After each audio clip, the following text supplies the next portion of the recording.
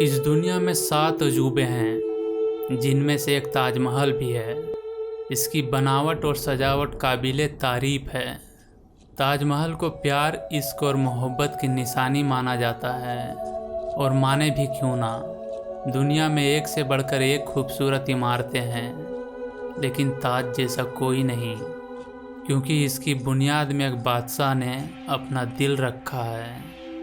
आज इस वीडियो को आखिर तक ज़रूर देखना। आप ताजमहल के बारे में 15 ऐसी बातें जानोगे जो शायद आपने पहले कभी नहीं सुनी होगी। नंबर 15। ताजमहल आज से करीब 400 साल पहले 1631 में बनना शुरू हुआ था, और यह 22 साल बाद 1653 में पूरा हुआ। इसका निर्माण 20,000 कारीगरों और मजदूरों ने किया था। लेकिन ताजमहल का निर्माण आगरा में नहीं होने वाला था। मुमताज महल, जिसके लिए ताजमहल बनवाया गया था, उसकी मौत दरअसल आगरा में हुई ही नहीं थी। उनकी मौत बुरहानपुर में हुआ था। शाहजहां ने ताजमहल के लिए बुरहानपुर में ताप्ती नदी के ठीक किनारे एक जगह पसंद की थी, लेकिन बुरहानपुर में ज़रूरत के अनुसार सफ़ेद मार्बल नहीं पहुंच सके। इसलिए बाद में ताजमहल आगरा में बनाने का फैसला किया गया। ताजमहल जयपुर के राजा जयसिंह के ज़मीन पर बना था, जिसके बदले शाहजहां ने जयसिंह को आगरा में एक महल दिया था।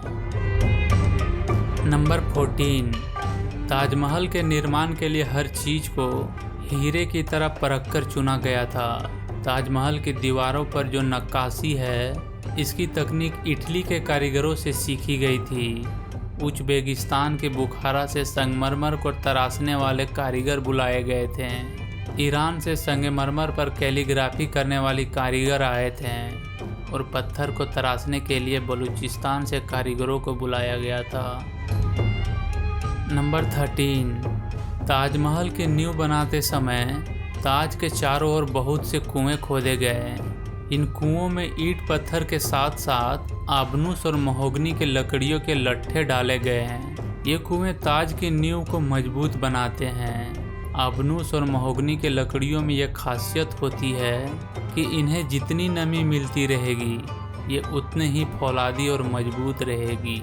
और इन लकड़ियों को नमी ताज के पास बहने वाली यमुना नदी के पानी से मिलती है। नंबर 12। इतिहास के मुताबिक ताजमहल की डिज़ाइन के लिए पूरी दुनिया से वास्तुकारों की मदद ली गई थी, लेकिन ताजमहल को किसने डिज़ाइन किया था, इसकी प्रमाण आज भी नहीं है। नंबर 11। ऐसी भव्य इमारत दुनिया ने पहले कभी नहीं देखी थी। इसके लिए सफ़ेद संगमरमर राजस्थान के मकराना से लाया गया था। जेड और क्रिस्टल चाइना से मंगवाया गया था। लेपिस लेजली अफ़गानिस्तान से आया था। टर्कोइस तिब्बत से, जस्पर पंजाब से, सफ़ायर श्रीलंका से, और कार्नेलियन अरब से आया था। कुल मिलाकर ऐसे ही 28 किस्म के बेशकीमती रत्नों को सफ़ेद संगमरमर में जड़ा गया था। इन सब चीज़ों को विदेश से आगरा लाने के लिए 1000 से भी ज़्यादा हाथी इस्तेमाल किए गए थे। नंबर 10। ताजमहल के अंदर एक लैंप लगा हुआ है। कहा जाता है कि इसे बनाने में 2 वर्षों का समय लगा था। इसे खास ताजमहल की नक्काशी को ध्यान में रखकर तैयार किया गया था। इसे मिस्र के कुछ कलाकार और ट्रोडोस बदीर नाम के आर्टिस्ट ने मिलकर बनाया था।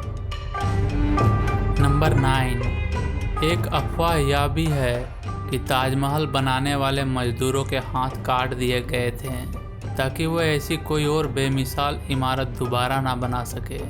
लेकिन इस हाथ काटे जाने वाली बात का इतिहास में कोई उल्लेख नहीं है, और ताजमहल के बाद भी कई भव्य इमारतें इन्हीं कारीगरों की मदद से बनाई गई। इन्हीं में से एक कारीगर थे उस्ताद अहमद लाहौरी, जिन्होंने 1639 में दिल्ली के लाल किले को बनाने में मदद की थी। नंबर 8। द्वितीय विश्व युद्ध, भारत पाकिस्तान युद्ध और 9/11 के हमलों के बाद भारतीय पुरातत्व सर्वेक्षण विभाग ने ताजमहल के चारों ओर बांस का घेरा बनाकर उसे गहरे रंग की चादर से ढक दिया था, जिससे ये बमबाजों को दिखाई ना दे। और इस पर हमला ना किया जा सके। नंबर 7, वैसे तो कुतुब मीनार को भारत की सबसे ऊंची मीनार के तौर पर जाना जाता है, जिसकी ऊंचाई 72.5 मीटर है, लेकिन ताजमहल की ऊंचाई 73 मीटर है और ताजमहल कुतुब मीनार से आधा मीटर अधिक ऊंचा है।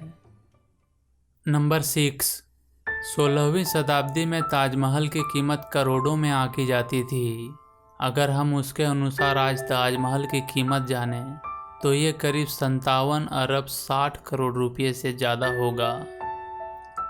नंबर 5, मुमताज़ की मृत्यु बुरहानपुर में हुई थी और उसे बुरहानपुर में ही दफनाया गया था और ताजमहल बन जाने के बाद शाहजहां ने मुमताज़ के शव को कब्र से निकालकर ताजमहल में दफना दिया।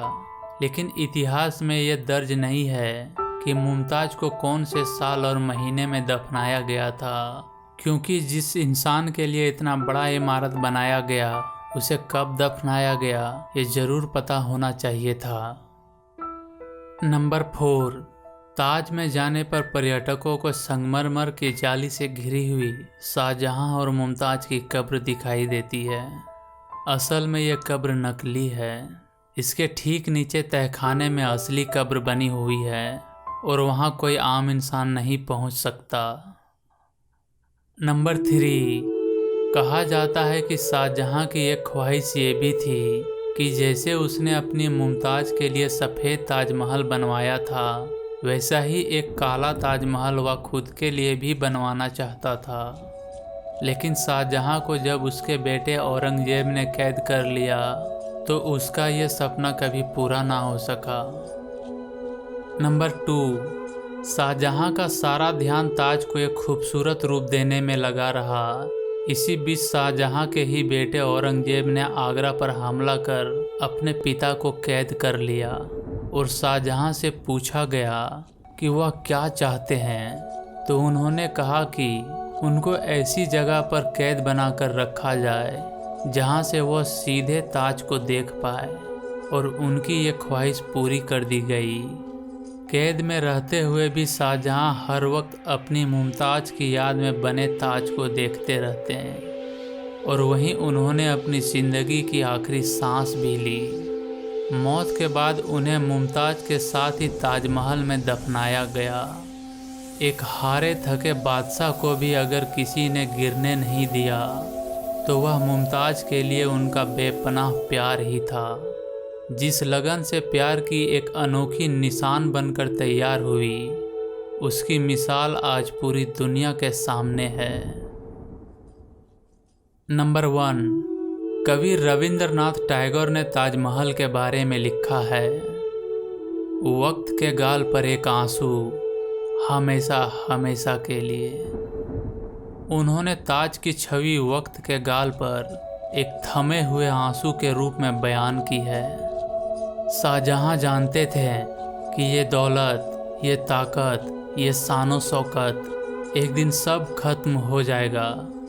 उन्होंने सोचा कि कुछ ऐसी यादगार चीज़ बनाई जाए जो हमेशा रहे, और शाहजहां ने अपनी प्रिय की यादों में ताज को बनवाया। आज बादशाह नहीं रहा, उनकी हुकूमत नहीं रही और उसके सल्तनत को ख़त्म हुए कई ज़माने गुजर गए। बस एक ताज है जिसने बादशाह की सदियों पुरानी प्रेम कहानी को खुद में संजोए रखा है। प्रकृति की गोद में चांद सी जगमगाती या भव्य इमारत सदियों से दो प्रेमियों की प्रेम की अमर कहानी सुनाती आई है और सदियों तक सुनाती रहेगी। सो फ्रेंड्स, इस वीडियो के लिए इतना ही। अगर आपको यह वीडियो पसंद आई हो तो लाइक और फेसबुक में शेयर ज़रूर करना। ताजमहल के बारे में या इस वीडियो के बारे में आपकी जो भी राय हो कमेंट में ज़रूर बताइएगा। और अगर आप इस तरह का नॉलेजफुल वीडियो देखना पसंद करते हैं तो चैनल को सब्सक्राइब करके घंटी को दबा देना। तो मिलते हैं अगली वीडियो में।